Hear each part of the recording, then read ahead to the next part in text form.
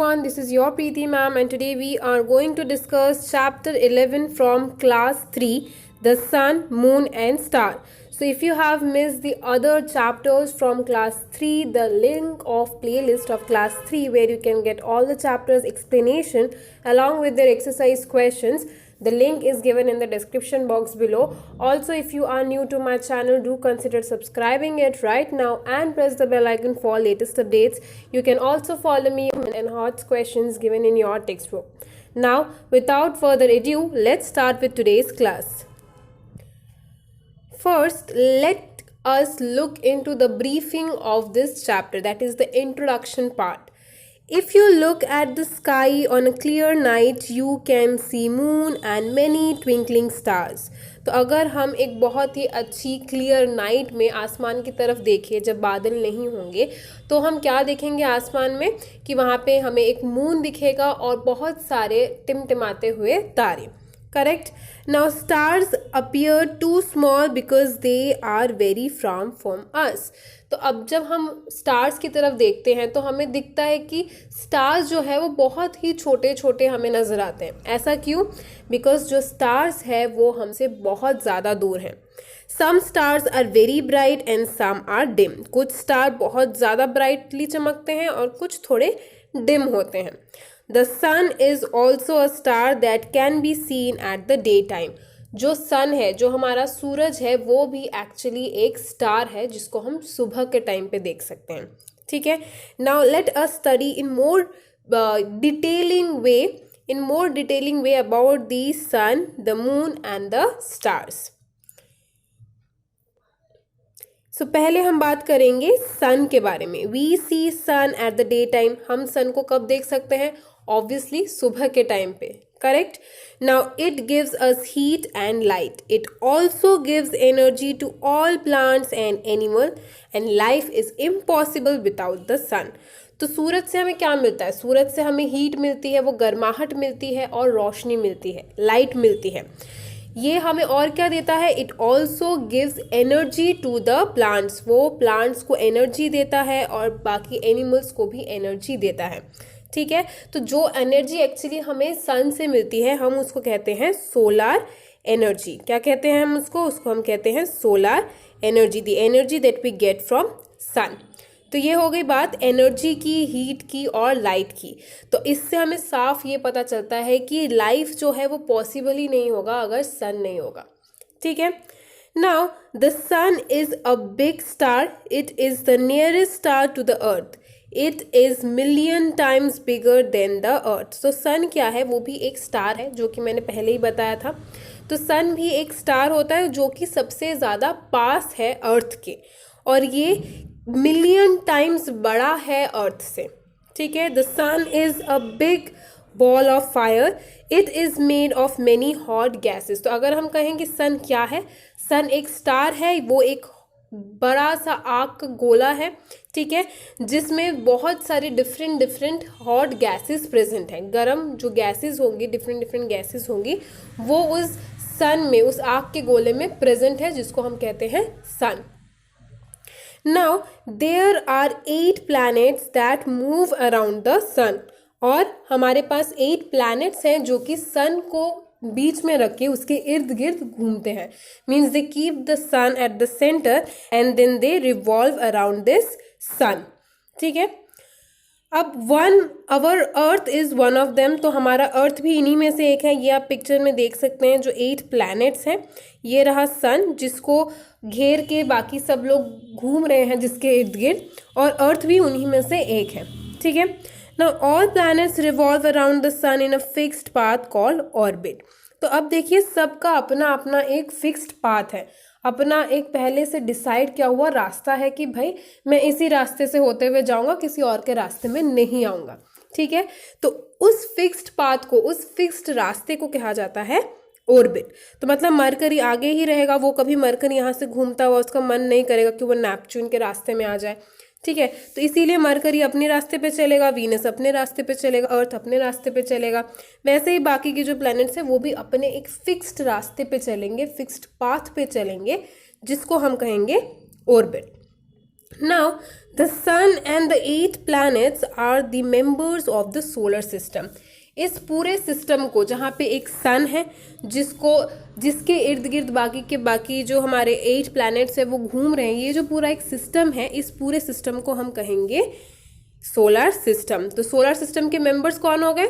ये सन और जो 8 प्लैनेट्स है, these are the members of our solar system. Now what are these 8 planets? ठीक है, now the 8 planets according to their distance from the sun. तो वो 8 प्लैनेट के नाम उनके डिस्टेंस के अकॉर्डिंगली, मीन्स सन से वो कितना दूर है उसके अकॉर्डिंगली, मीन्स इंक्रीजिंग ऑर्डर से, मीन्स जो सन के सबसे पास है उसका नाम सबसे पहले दिया जाएगा और जो सबसे दूर है उसका नाम सबसे लास्ट में दिया जाएगा. तो क्या है वो 8 नाम? पहला है मरकरी, देन आता है Venus, then Earth, Mars, Jupiter, Saturn, Uranus and finally Neptune. Okay, तो ये हो गए हमारे 8 प्लैनेट जो कि सोलर सिस्टम के मेंबर है. साथ ही में जो सन है वो भी सोलर सिस्टम का मेंबर है. Clear? Now earlier there were 9 planets in the solar system. पहले कितने थे? पहले 9 प्लैनेट्स थे. 9th प्लैनेट कौन सा था? प्लूटो, जो कि which was earlier considered as a normal planet has now considered as a dwarf planet. ठीक है, तो पहले जिसको हम एज अ प्लैनेट कंसिडर करते थे अब वो ड्वार्फ प्लैनेट के नाम से कहलाया जाता है. मीन्स वो अब प्लैनेट्स में नहीं रहा, इसीलिए हम अब सिर्फ 9 प्लैनेट्स की जगह 8 प्लैनेट्स को ही as a member of solar system consider करते हैं. क्लियर हो गई बात? नेक्स्ट बढ़ते हैं हम मून की तरफ. मीन्स मून के बारे में जानते हैं. The moon is our nearest neighbour in the space. तो सबसे पास का जो हमारा नेबर होगा, ठीक है, इट्स नॉट लाइक मून सबसे पास है, वी आर टॉकिंग कि अर्थ के जो सबसे पास का जो नेबर होगा वो कौन है? वो मून है. Clear? Now the earth moves around the sun. The sun के अराउंड पे कौन मूव करता है? अर्थ मूव करता है. और मून जो है वो अर्थ के अराउंड पे मूव करता है. ठीक है, मीन्स ये हो गया सन, इसके इर्द गिर्द घूम रहा है अर्थ, और ये हो गया मून, ये मून जो है वो अर्थ के इर्द गिर्द घूमेगा. क्लियर हो गई बात? तो now so it is said as the natural satellite of the earth. तो इसीलिए इसको नेचुरल सैटेलाइट कहा जाता है. क्लियर? तो हमारे जितने भी सैटेलाइट्स हैं वो क्या होते हैं? वो ये हमारे अर्थ के चारों ओर घूमते हैं. वैसे ही नेचुरली जो हमें एक सैटेलाइट मिला है वो है मून, जो कि अर्थ के चारों ओर घूमता है. ठीक है, now it is about 8,84,400 kilometres away. वो इतनी दूर है अर्थ से. ठीक है, it takes 29.5 days to revolve around the earth. और कितना टाइम लेता है? 29.5 मीन्स 29.5 day लेता है अर्थ के इर्द गिर्द अपना पूरा रेवोल्यूशन कंप्लीट करने में. ठीक है, means starting from here, if you start from here तो ये 29.5 day के बाद फिर से यहाँ पे आएगा. ठीक है, now the moon has no light of its own. It looks bright due to the reflection of the light that it gets from the sun. तो हम जब रात को देखते हैं आसमान पे, क्लियर स्काई में अगर हम देखें तो हमें मून बहुत ही चमकदार नजर आएगा, लेकिन ये जो लाइट है, ये जो ब्राइटनेस है मून की, वो उसकी खुद की नहीं होती. हमें वो इतना ब्राइट क्यों दिखता है? क्योंकि हमारी आंखों में सन की जो रोशनी है वो रिफ्लेक्ट होके अर्थ की तरफ आती है. तो अर्थ में जो लोग हैं जब देखते हैं तो उन्हें ऐसा लगता है कि ये मून से अपनी एक लाइट निकल रही है, जबकि वो लाइट एक्चुअली सन की है जो कि मून से रिफ्लेक्ट होके हम तक पहुंच रही है. Okay, now the moon is much smaller than the earth. Moon जो है वो अर्थ से काफ़ी छोटा है. It has no water and air. उसमें कोई हवा या पानी मौजूद नहीं है. सो इसीलिए मून पे लाइफ पॉसिबल नहीं है, क्योंकि पानी और हवा तो वहाँ पे है ही नहीं, तो इसलिए वहाँ पे लाइफ भी पॉसिबल नहीं हो सकता. The surface of the moon is not plain. It has many holes called craters. तो हमें पता है कि मून पे बहुत सारे गड्ढे होते हैं, राइट? तो वो जो गड्ढे हैं, इससे क्या पता चलेगा कि जो सरफेस है वो प्लेन नहीं है, उसमें बहुत सारे गड्ढे हैं, और उन गड्ढों को कहा जाता है क्रेटर्स. क्या कहा जाता है? क्रेटर्स. अब only a part of a moon is lighted by the sun that we see at night. ठीक है, अब क्या है, ये जो पूरा जो मून है, वो पूरा मून तो पूरा लाइट रिफ्लेक्ट नहीं कर रहा ना, कोई एक सरफेस होगा जिस पे लाइट गिरती होगी और वही सरफेस रिफ्लेक्ट करता होगा। मीन्स जो सिर्फ थोड़े से पार्ट पे ही मून की लाइट पड़ती है, वो वाला लाइट रिफ्लेक्ट होके हम पे आता है। तो इसीलिए जितने फेस पे या जितने पार्ट पे लाइट गिरेगी, हमें मून का सिर्फ उतना ही पार्ट दिखेगा। Okay, now the moon appears to change its shape. The changing shape of the moon are called phases of the moon. तो इसीलिए जब हम मून की तरफ देखेंगे, हमें डिफरेंट डिफरेंट शेप नजर आएंगे। क्यों नजर आएंगे? क्योंकि तब सिर्फ उसी पार्ट पे सूरज की जो लाइट है, सूरज की जो रोशनी है जो कि रिफ्लेक्ट होती है, सिर्फ उसी पार्ट पे लाइट गिरती है।